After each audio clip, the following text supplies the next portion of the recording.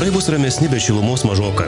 Naktis mažai debesuota, be kritulių, pūs silpnas šiaurės rytų vėjas, 1–6 laipsniai šilumos, dirvos paviršiuje daug kur šalnos iki 4 laipsnių. Dieną lyti neturėtų, vėjas 4–9 metrų per sekundę. Pietiniuose rajonuose debesys kaitaliuosis su pragiedruliais, apie 11 šilumos. Žemaitijoje mažai debesuota, šilumos taip pat apie 11, pajūryje laipsnių šilčiau. Šiauriniuose rajonuose nepastoviai debesuota, 11–13 šilumos. Kaune ir apylinkėse nemažai pragiedrulių, termometrų stulpelis kils iki 10–12.